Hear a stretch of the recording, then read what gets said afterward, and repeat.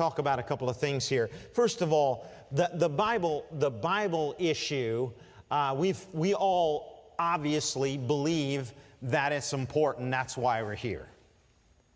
Right? Okay, let's try that again. We obviously believe this issue is important. That's why we're here. But I'm going to tell you something. I'm not supposed to confess this because I'm a member of the King James Bible Research Council. I'm a board member. I'm a treasurer. But I'm going to tell you, sometimes during the year, I lose track of the topic of the King James Bible because I spend a lot of time trying to help people stop drinking alcohol, get off drugs, and I don't always think about the textual issues. Are you with me? And so sometimes during the year, I'm like, wow, this is a big issue. And I talk to some of my friends, and some of them will say, this is a big, you got to be an egghead to understand, they say that endearingly.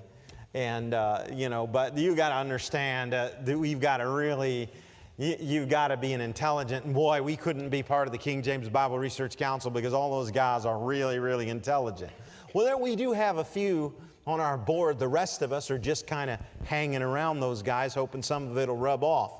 But the truth is, there's a lot of guys out there, a lot of pastors out there that are just like me, wrapped up in trying to win souls, trying to build the church, just mind blown with what we have to do, what we have to confront in our culture.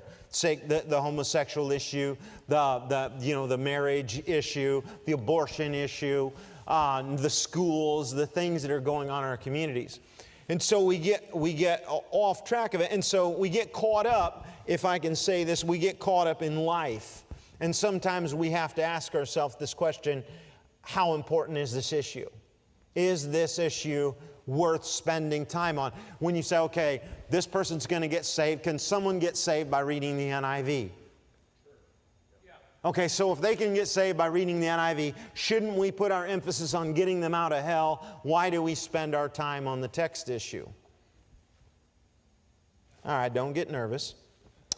How important is the issue that God's Word is complete and completely true? And exactly how different are these other versions? Truthfully, they don't have thee and thou. That helps a lot.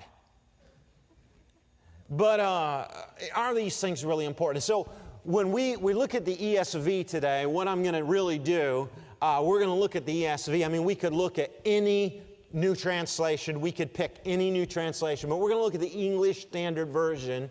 And hopefully, I can answer the question, because when I went through and studied this myself and compared the versions, I was appalled once again at how doctrinally different the ESV is from the King James Bible.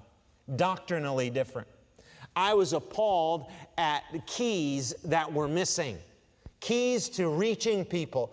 Keys that I need to help get people out of the alcoholic addiction and drug addiction. Those keys are missing in the ESV, hence the title of the book. They're not there. So is that important or not important?